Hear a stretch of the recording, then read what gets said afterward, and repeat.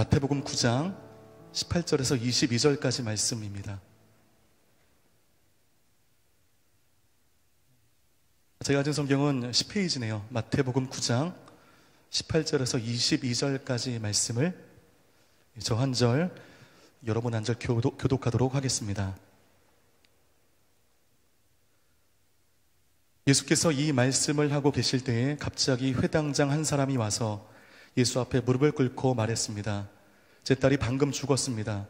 그러나 오셔서 아이에게 손을 얹어주시면 다시 살아날 것입니다. 예수께서 일어나 그와 함께 가셨습니다. 제자들도 뒤따랐습니다. 바로 그때 12년 동안 혈루병을 앓고 있던 한 여인이 예수 뒤로 다가와 예수의 옷자락을 만졌습니다. 여인은 예수의 옷자락만 만져도 내가 나을 것이다 라고 생각한 것입니다. 함께 합독하겠습니다. 예수께서 돌아서서 그 여인을 보시며 말씀하셨습니다. 딸아, 안심하여라. 내 믿음이 너를 구원했다. 그 순간 여인은 병이 나았습니다. 자, 우리가 너무 좋아하는 말씀이고 은혜가 되는 말씀인데, 이 말씀을 오늘 설교해 주실 분은요, 우리 목회사관학교를 앞두고 해외 비전교회 목사님들이 많이 귀국하셨습니다. 그래서 이번 주간은 그 담당 목사님들이 모든 공동체에서 설교하시는 주간이신데, 일면식도 없는 분이 오면 어떻게 하실지 걱정했었는데, 제가 신입 때 아무것도 모를 때 정말 저를 너무 친절하게 대해주셨고 저를 존중해 주셨던, 그래서 마음 가운데 사랑의 빚이 있었던 목사님을 보내주셔서 제가 얼마나 감사한지 모르겠습니다. 산타모니카 오늘의 교회를 담당하시는 우리 정장철 목사님 나오셔서 예수님의 옷자락을 만져라라는 말씀 전하실 때 그 말씀이 우리의 영혼을 살리는 능력의 말씀이 될 줄 믿습니다. 목사님 나오실 때 큰 박수로 맞이하도록 하겠습니다.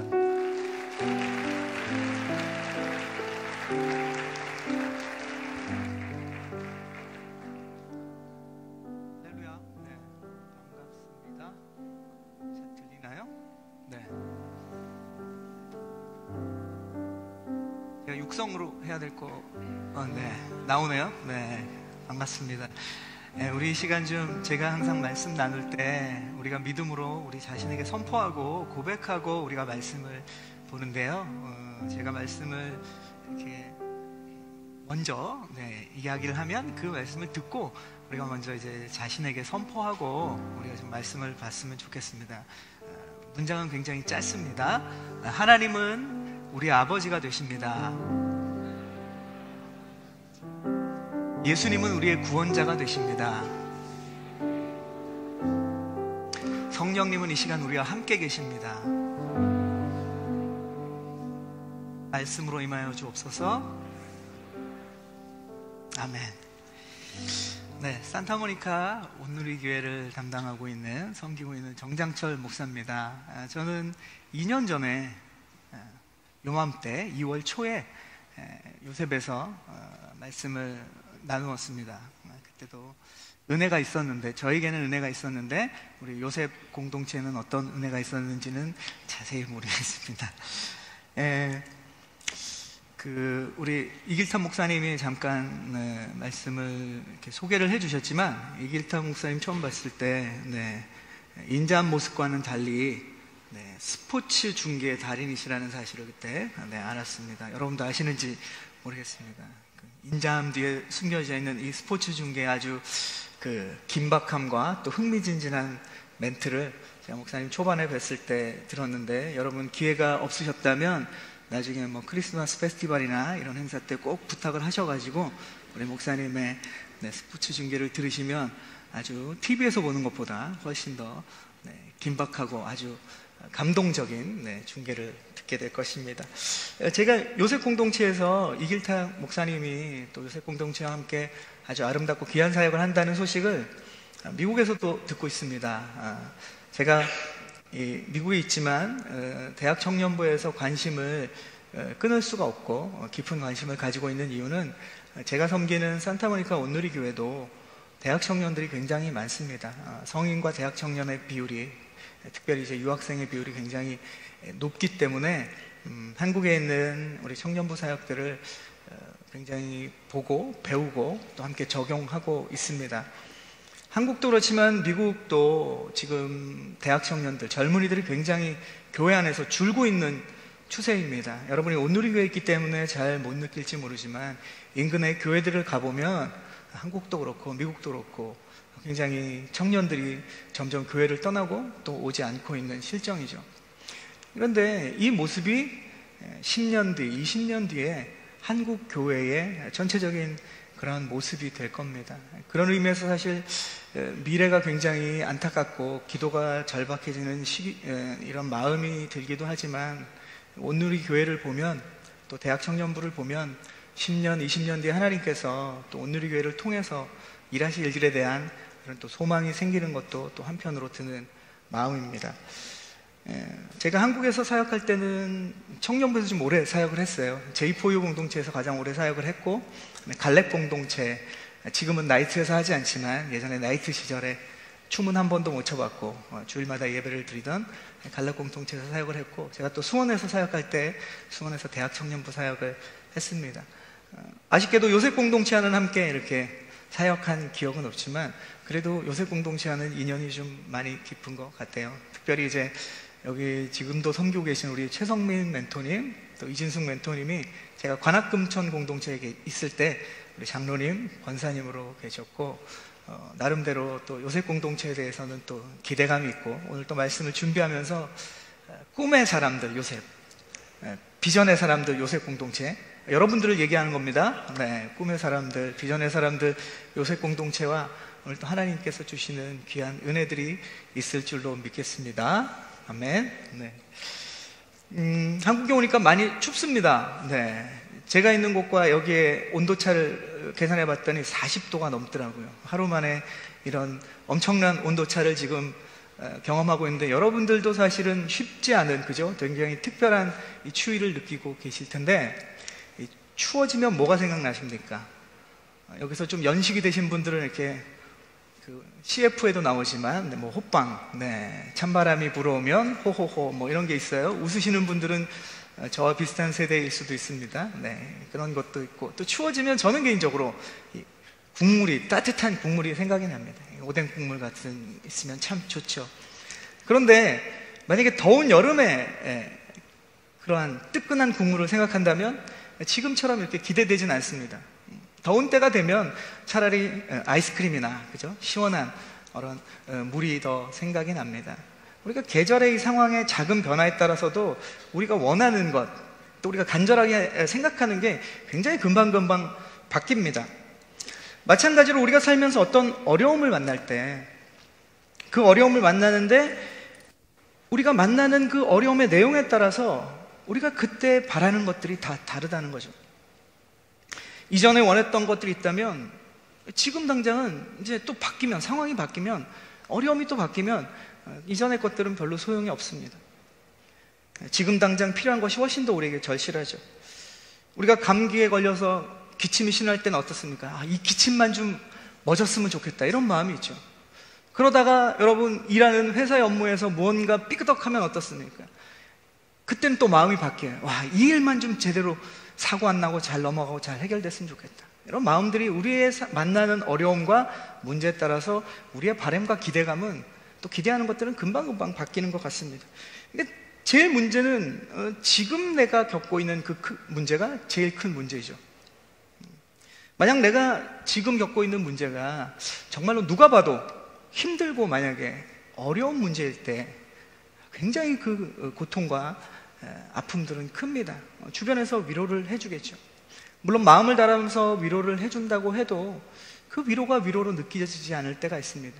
왜냐하면 내가 겪는 그 고통이 너무 클 때는 그 위로를 전하는 사람의 마음은 알지만 그것이 또 그렇게 큰 위로가 되지 않을 때도 있습니다. 그 문제가 나에게 너무 감당이 안 되기 때문에 참 힘든 상황이죠. 만약 여러분에게 그런 고통의 경험이 있으셨다면, 아니면 지금 이 시간에도 여러분이 그런 아주 힘든 고통의 과정 속에 그 과정을 지금 걸어가고 있다면, 통과하고 있다면 참 힘든 상황입니다. 그러면 그런 상황에서 예수님은 과연 우리에게 어떤 것을 원하고 계실까요? 나의 이런 고통, 어려운 상황에서 주님이 정말 나를 원하시는 것은 무엇일까? 또한 그럼 주님이 그 상황에서 나에게 주시기 원하시는 것은 무엇일까요? 오늘 우리가 읽은 말씀에 보면 그것에 대해서 주님이 우리에게 말씀을 통해서 깨닫게 하시고 보여주십니다. 오늘 말씀은 우리가 겪는 그런 절망에 대해서 우리가 무엇을 하기 원하시는지, 또 주님은 우리에게 무엇을 주시기를 원하시는지 구체적으로 사건을 통해서 보여주고 계십니다. 우리 말씀 읽었지만 18절과 19절을 함께 읽어보겠습니다. 18절, 19절 한 목소리로 읽겠습니다. 시작. 예수께서 이 말씀을 하시고 계실 때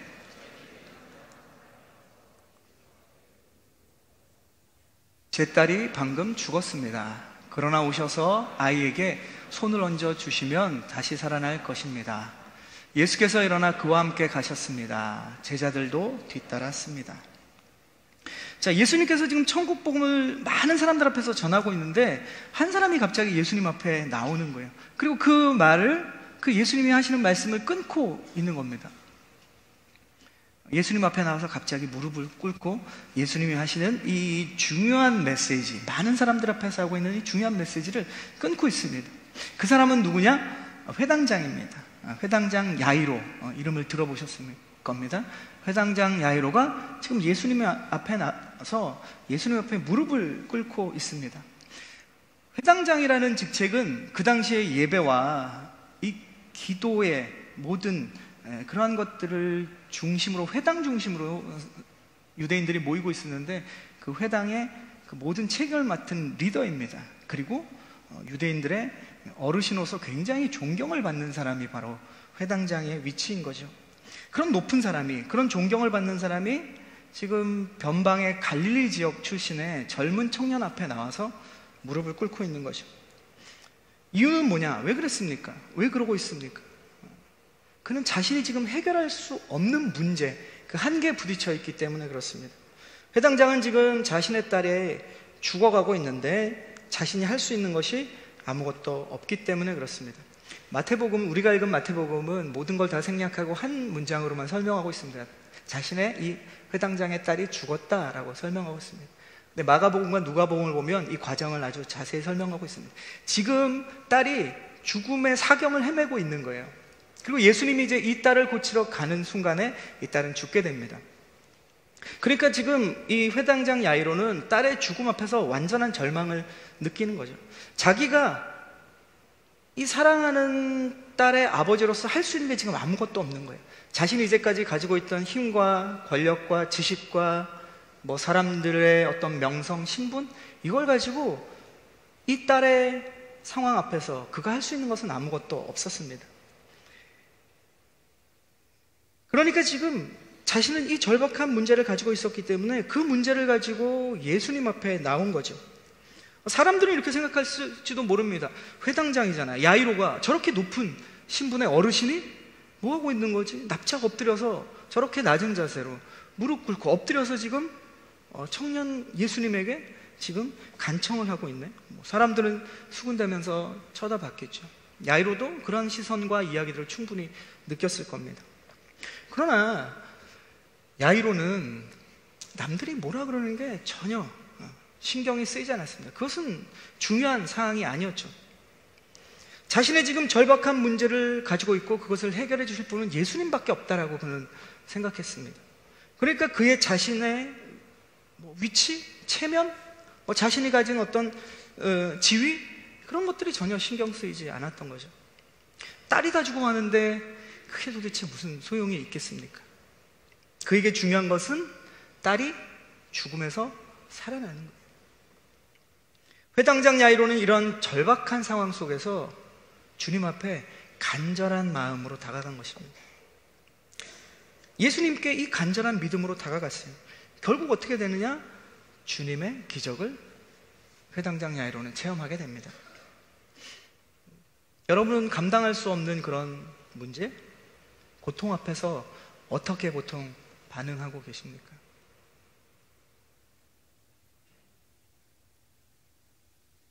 우리에게는 이런 회당장 야이로와 같은 믿음이 필요한 거죠. 체면 차리느라, 사람 신경 쓰느라 기회를 놓치면 안 됩니다. 우리가 어렵고 절망적인 상황이 되면 주님께 달려가야 되는 거예요. 그리고 주님께 우리의 문제를 고백해야 되는 겁니다. 주님께 부르짖어야죠. 주님이 들으셔야 역사가 일어납니다. 아멘. 이것이 믿음인 거예요. 주님께서 들으시면 내가 원하는 대로 그 문제가 해결되든지 아니면 감당해내고 이길 힘을 주시든지 주님께서는 반드시 응답하시는 분입니다. 어떤 방법으로든 응답하시는 분이에요. 우리가 얻어야 될 것은 바로 주님의 그 응답이라는 겁니다. 요셉 청년부, 우리 청년들 한 분 한 분이 여러분이 갖고 있는 그 모든 상황 속에서 주님께 달려가서 이 회당장 야이로처럼 주님 앞에 쏟아내고 주님 앞에 구하고 주님 앞에 부르짖고 주님의 응답을 경험하는 우리 모두가 되기를 축복합니다. 회당장이 간절한 믿음을 보시고 이제 예수님이 움직이세요. 그 딸을 고치려고, 그 딸을 살리려고 가십니다. 그런데 지금 오늘 말씀에 보면 그 가는 도중에 또 다른 사건이 겹쳐버립니다. 우리 읽었던 말씀 중에 20절부터 22절까지의 말씀 우리 함께 읽어보겠습니다. 20절부터 시작. 바로 그때 12년 동안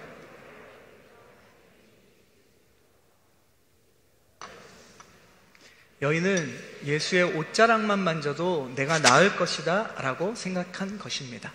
예수께서 돌아서서 그 여인을 보시며 말씀하셨습니다. 딸아, 안심하여라. 내 믿음이 너를 구원했다. 그 순간 여인은 병이 나았습니다. 예수님이 지금 발걸음을 옮기시는 도중에 한 여인이 지금 예수님의 옷자락을 만진 사건이 나옵니다. 이 여인은 어떤 상황인가? 성경은 얘기하기를 12해 동안 혈류병을 앓았다. 유출병을 앓고 있던 여인이에요. 계속 피가 멈추지 않는 거죠. 우리가 코피가 났는데 일주일만 멈추지 않아도 굉장히 불편하고 굉장히 위기감을 갖죠. 근데 이 여인은 한 달도 아니고 1년도 아니고 12년 동안 이 피가 멈추지 않았던 여인입니다. 그러니까 우리는 이렇게 생각했겠죠. 아, 이 여인은 정상적인 생활을 하기가 굉장히 어려웠겠구나.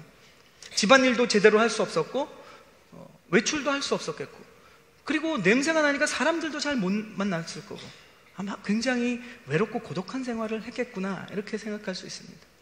지금 상황이라면, 지금 우리의 이 시대라면 그 정도 생각하는 것은 정상적일지 모릅니다.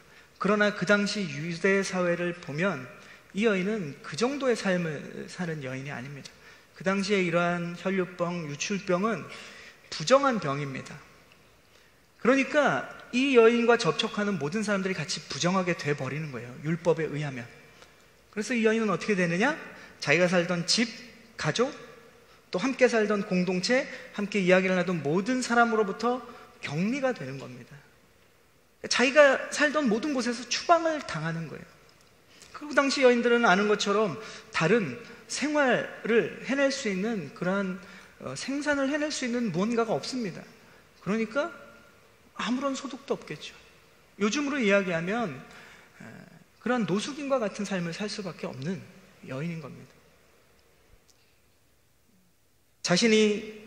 사람들은 자신들이 율법적으로 부정하게 되지 않기 위해서 이 여인을 공동체에서 축출하는 것, 쫓아낸 것이죠. 그래서 이 여인은 정상적인 일상생활을 못한 게 아니라 완전히 떠돌이 생활을 한 것으로 생각이 됩니다. 그렇게 12년 동안 커다란 고통을 안고서 노숙인처럼 살아가고 있던 이 여인이, 그 마음에는 오늘 말씀에 보면 중요한 것이 있었어요. 그의 이 절박함 안에 간절한 마음이 하나가 생깁니다. 뭐냐? 예수님을 향한 간절한 믿음이 하나 생겨요. 그래서 이 여인이 한 행동은 한 가지밖에 없습니다. 예수님이 걸어가고 계실 때 그 뒤로 다가가서 예수님의 옷자락을 만진 것, 그것이 이 여인의 한 행동입니다. 예수님의 옷자락을 아주 살짝 만졌습니다. 목사님, 성경에는 아주 살짝이란 말이 없는데요.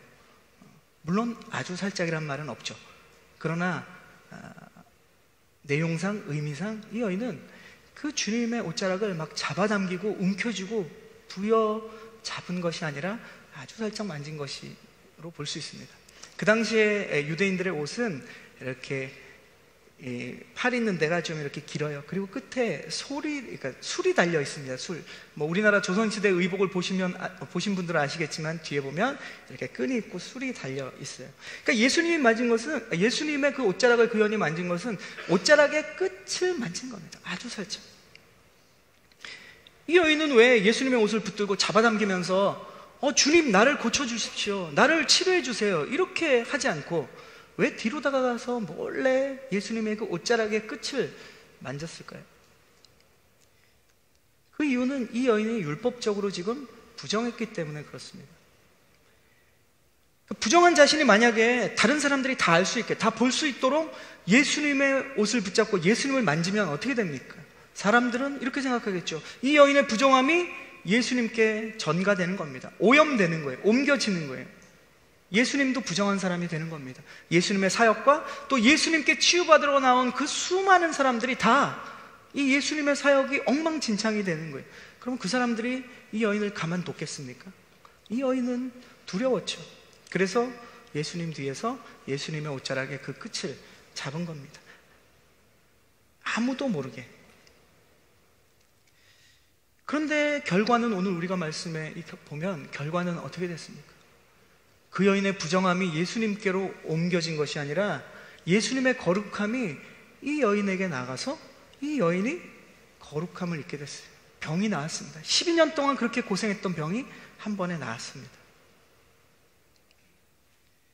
이 여인의 옷자락 끝을 살짝 만진 행동, 그 표면적인 행동을 보면 아주 소극적인 행동이죠. 그것을 겉으로 모양만 보면 누가 그것을 적극적인 행동이나 적극적인 믿음으로 보겠습니까? 그러나 그 속에 담긴 그 여인의 마음은 아주 적극적이고 강력한 믿음이었다는 것을 오늘 말씀을 통해 볼 수 있습니다. 그러니까 우리에게는 사실 격렬하고 큰 믿음의 액션이 필요한 것은 아닙니다. 우리에게는 믿음을 가진 행동이 필요한 거예요. 행동이 아무리 작아도, 소극적이어도, 아무리 남들이 보지 못하는 것일지라도 내 마음 안에 주님만이 하실 수 있다는 믿음이 있으면 그 믿음이 적극적이고 강력한 믿음이 될 줄로 믿습니다. 이 여인에게서 우리는 그것을 볼 수 있는 거예요. 마가복음에 보면 오늘 사건에서 좀 더 자세히 설명하고 있습니다. 거기 보면 예수님이 이렇게 말씀하십니다. 예수님께서 자신의 능력이 나간 것을 아시고 이렇게 이야기합니다. 그리고 예수님이 어떻게 하시느냐? 가던 길을 멈추고 얘기합니다. 내 몸에 누가 손을 대었느냐? 이렇게 질문을 하세요. 옆에 있던 제자들이 얘기합니다. 아니 예수님 무슨 말씀하십니까? 지금 예수님 주변에 수십 명, 수백 명이 있고 예수님을 밀치고 잡아당기고 만지고 손을 붙잡는데 도대체 누구냐니요? 한두 명이 지금 만지는 것이 아니라 주님을 만지는 사람이 수십, 수백 명입니다. 제자들이 이렇게 이야기하죠. 그런데 예수님이 나를 만진 사람이 있다. 그리고 나의 능력이 나아갔다. 이렇게 이야기하십니다. 그러면 예수님의 이 질문은 무슨 의미입니까? 누가 나를 만졌다. 나를 만진 사람이 누구냐? 수십 명, 수백 명이 만질지라도 믿음을 가지고 만진 그 행동을 주님은 보시는 거예요. 그 사람을 찾으시는 겁니다. 예수님께서 누구냐라고 질문하신 것은 믿음으로 나를 만지고 그 믿음으로 치유받은 사람이 누구냐? 이 이야기를 하십니다. 수많은 사람들이 예수님을 만졌지만 거기에 있는 수많은 사람들에게는 능력이 나타나지 않았어요. 예수님의 사역을, 그러나 그 사역에 지장을 줄까봐, 예수님의 가시는 길에 방해가 될까봐 손을 잡기에는 자신의 손이 너무도 더럽고 부정하다는 생각이 들었지만, 그러나 두려움 가운데 예수님 뒤로 와서 예수님의 그 옷자락의 끝을 살짝 맞았던 그 여인, 오히려 그 여인에게서 예수님의 기적은 일어난다는 것을 오늘 말씀을 통해서 우리는 볼 수 있습니다. 말씀해 보니까 오늘 말씀에도 이렇게 얘기하죠. 여인은 이렇게 생각했습니다. 예수의 옷자락만 닿아도 내 병이 나을 것이다. 옷자락만 닿아도 내 병이 나을 것이다. 이 여인의 믿음은 강력한 믿음입니다. 엄청난 믿음이죠.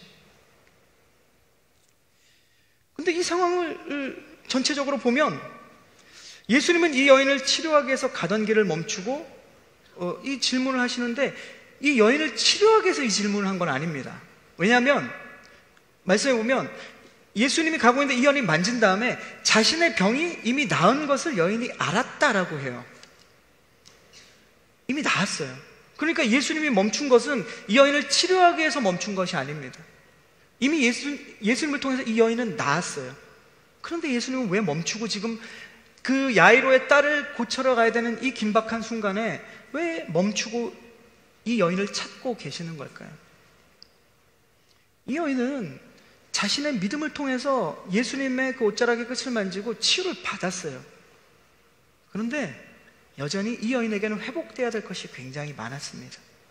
예수님은 그것까지 온전하게 회복시켜주기 위해서 지금 이 중요한 가던 길을 멈추고 그 여인을 찾고 계십니다. 그러니까 예수님께서는 가던 길을 멈추고 누가 나를 만졌느냐 굳이 이렇게 물어보신 이유는 그 여인의 육신의 치료뿐만 아니라 영혼의 치료와 그의 삶의 관계성에 있는 모든 것들을 치료하기 원하셨던 거예요. 여인은 그래서 몸이 나았을 뿐만 아니라 이 12년간의 고통 이후에 가정에서, 친구에서, 마을에게서, 모든 관계에서 깨어진 그 관계에서 주님이 회복시켜 주시는 확신을 그에게 주십니다. 그것을 알려주기 위해서 멈추신 거예요. 더 이상 두려움 속에서 살지 마라. 더 이상 이전에 경험했던 과거의 아픔과 고통 속에서 살지 마라. 미래에 대한 소망을 가지고 살아라. 주님은 이 여인에게 완전한 회복을 주시기 위해 멈추고 계십니다. 예수님께서 이렇게 말씀하시죠. 여인아 평안히 가라. 여인아 평안히 가라. 우리가 주님 앞에 나아갈 때 내가 원하는 기도 제목이 있습니다. 내가 응답받고 싶어하는 제목이 있습니다. 그러나 주님은 그것만을 주시는 분이 아니에요.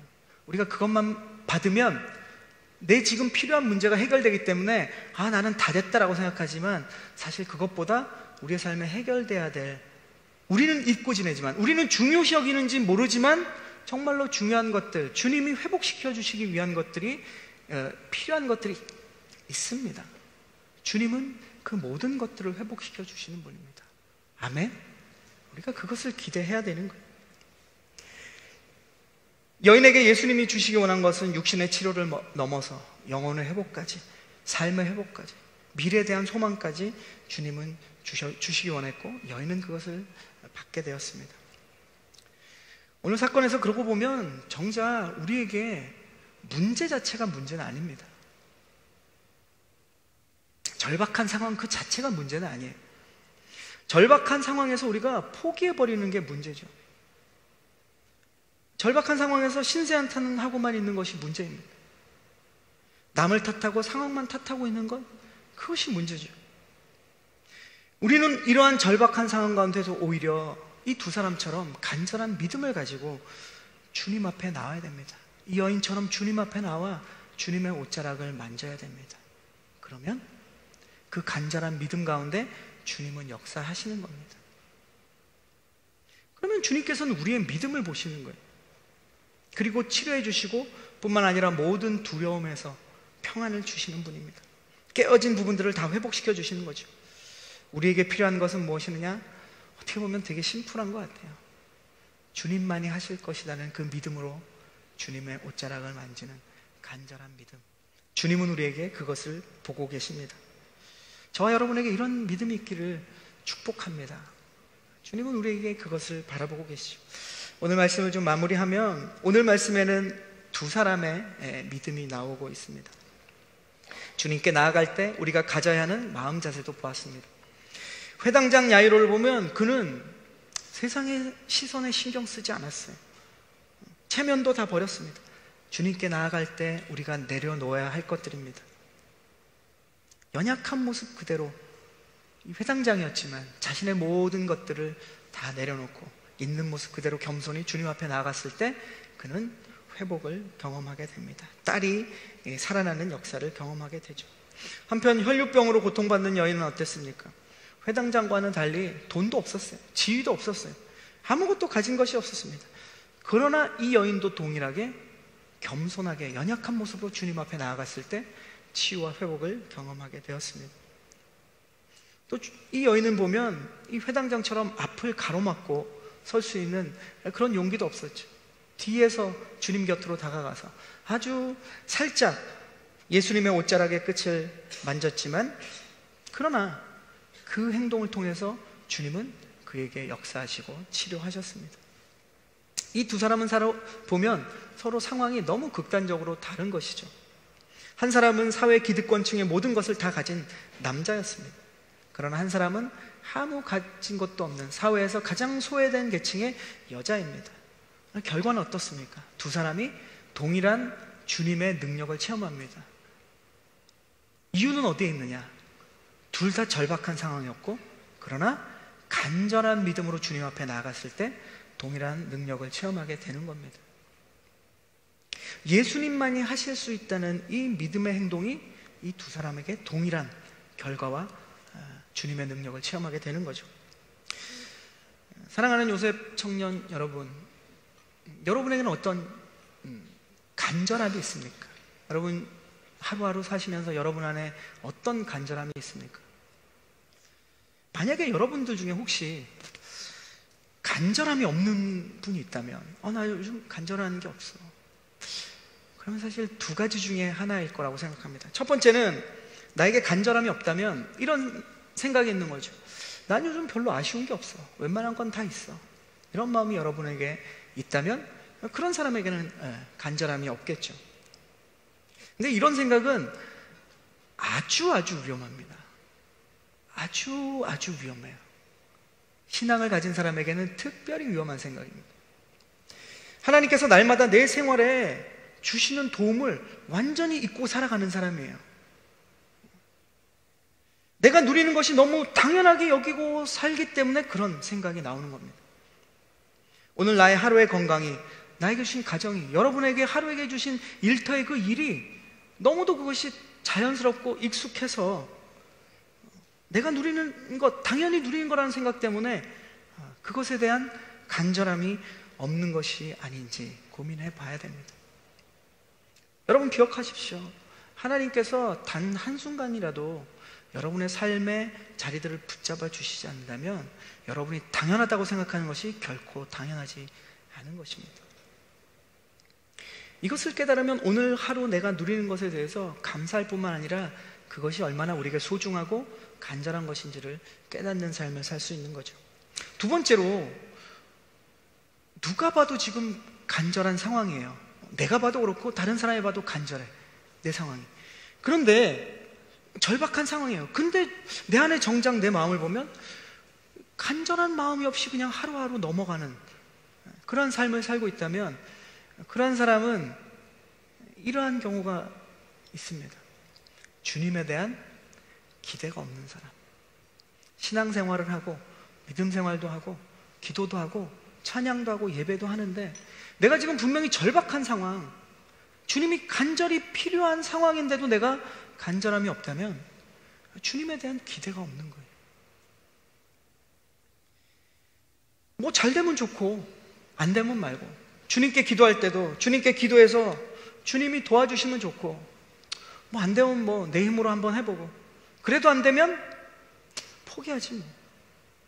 이것은 신앙인의 자세가 아니죠. 오늘 나온 이 두 사람의 놀라운 주님의 능력을 경험할 준비가 안 된 사람입니다. 이런 마음가짐은 절박한 상황에도 불구하고 하나님을 향한 기대가 없기 때문에 간절한 믿음으로 주님 앞에 나아가지 못하는 경우가 되는 겁니다.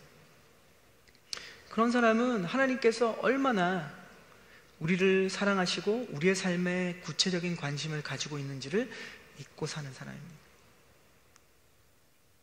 여러분, 우리에게 지금 필요한 것은 무엇입니까? 우리의 절박한 상황 속에서 주님을 간절히 찾는 믿음, 이것이 필요합니다. 어쩌면 지금 모두가 힘든 시기를, 특별히 젊은이들이 힘든 시기를 살고 있다고 이야기를 합니다. 정말 그렇습니다. 그런데 그런 절박한 상황 속에서 크리스찬인, 하나님을 여러분의 아버지로, 예수님을 구원자로, 우리의 인생을 붙들고 계시고 우리의 인생에 우리보다 더 관심이 많은 그 하나님의 자녀로 여러분이 사시면서 세상처럼 여러분이 이 절박함 속에 하나님을 향한 간절함이 아니라 주변의 환경과 상황을 탓하고 분석하고 그 안에서 때로는 손 놓고 있고 우리 안에 그 간절함을 놓쳐버리고 있다면, 여러분 오늘 말씀의 이 두 사람의 사건을 보시면서 여러분 안에 간절함이 회복되기를 축복합니다. 그러면 주님이 여러분의 그 간절한 믿음을 통해서 일하실 줄로 믿습니다. 주님만이 하실 수 있습니다. 주님만이 회복시켜 주실 수 있습니다. 주님만이 내 인생을 인도하실 분이십니다. 주님이어야만 합니다. 주님이 우리에게 원하시는 것은 대단한 것이 아닙니다. 그 믿음이 있다면 오늘 이들에게 역사하신 것처럼 여러분에게 동일하게 역사하실 줄로 믿습니다. 올 한 해 이러한 간절한 믿음을 통해서 회복을 주시고 치유를 주시고 여러분의 삶을 변화시키고 인도하실 주님을 경험하는 놀라운 한 해가 되기를 주님의 이름으로 축원합니다. 아멘.